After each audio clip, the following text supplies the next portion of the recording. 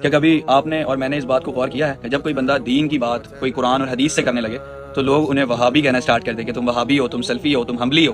کیوں اسے وہ کیوں نہیں کہتے تم دیوبندی ہو، تم شیعہ ہو، تم صوفی ہو؟ کیوں اسے وہابی ہی کہتے ہیں کہ جی وہابی ہے یہ؟ کیوں؟ شیخ عثیمین رحمۃ اللہ علیہ وہ فرماتے ہیں کہ جب لوگ آپ کو وہابی کہیں، ایک برے انداز میں کہتے ہیں وہ لوگ، لیکن آپ کو خوش ہونا چاہیے کیونکہ الوہاب وہابی ہے، یعنی الوہاب اللہ کا نام ہے اور آپ کو اللہ کے نام سے ڈکلیئر کیا جا رہا ہے۔ It's a good news for us کہ ہمیں لوگ وہابی کہیں، سلفی کہیں، حنبلی کہیں، it's good news for us, کیونکہ قرآن اور حدیث سے بات کرنے والے کو ہی وہابی کہا جاتا ہے اور وہاب اللہ کا نام ہے۔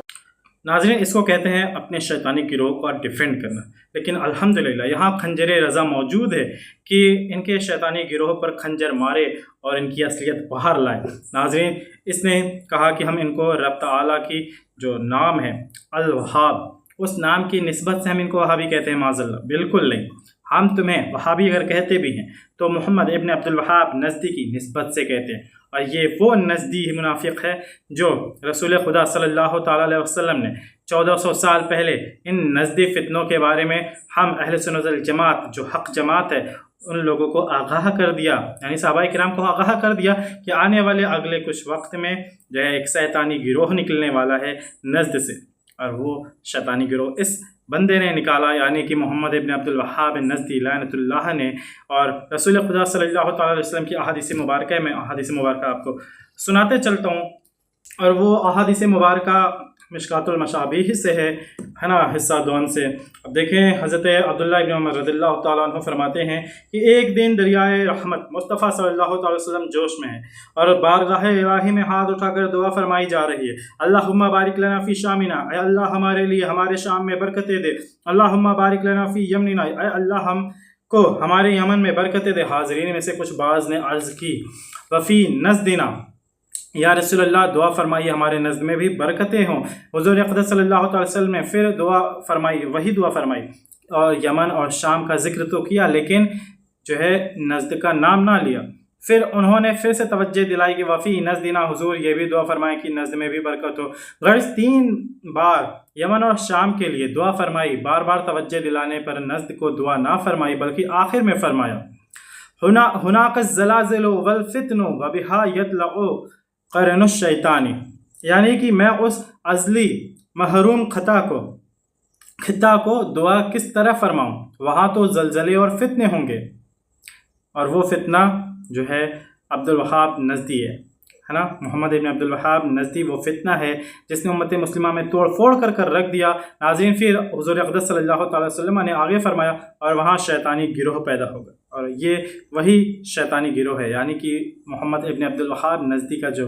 شیطانی گروہ ہے جس کو ہم وہابی کہتے ہیں، نجدی کہتے ہیں۔ اس بندے نے نجدی کا لفظ یوز نہیں کیا، ورنہ اس احادیث مبارکہ سے ان کی جو ہے اصلیت باہر آ جاتی۔ اب دیکھیں، اس شیطانی گروہ کو مطلب حضور اقدس صلی اللہ تعالی وسلم نے دعا نہ فرمائی 1400 سال پہلے، اور جو ہے عوام کو آگاہ کر دیا کہ نجد سے ایک فتنہ نکلے گا، اور پھر اس سے معلوم ہوا کہ حضور اقدس صلی اللہ تعالی علیہ وسلم کی نگاہ پاک میں دجال کے فتنے کے بعد نجد کا فتنہ تھا، ہاں، جس سے اس طرح کی خبر دے دیا رسول خدا صلی اللہ تعالی علیہ وسلم نے۔ یہ ہے میرے حضور اقدس صلی اللہ تعالی علیہ وسلم کا علم غیب کہ جو چیزیں بعد میں ہونے والی ہے وہ چیزیں پہلے ہی بتا دیا گیا، اس چیزوں سے پہلے ہی آگاہ کر دیا گیا کہ نجد سے ایک فتنہ اٹھے گا جو دجال کے بعد خطرناک ہونے والا ہے، جو امت مسلمہ میں توڑ پھوڑ کر کے رکھ دے گا۔ اور ناظرین، یہ محمد ابن عبد الوہاب نجدی یہ وہی ہے جو اہل سنت والجماعت سے تو شروع میں تھا، مطلب کہ پیدائشی سنی گھر میں ہوا، لیکن بعد میں اس نے ابن تیمیہ کے فکر کو پڑھا اور پھر جو ہے اپنا ایک شیطانی گروہ کو ایجاد کیا، جیسا کہ رسول خدا صلی اللہ تعالی وسلم نے فرما دیا۔ اور یہ اس کا بھائی یعنی شیخ سلیمان نے اس کے رد میں کتاب لکھی، صوائق اللہیہ، جو مصر میں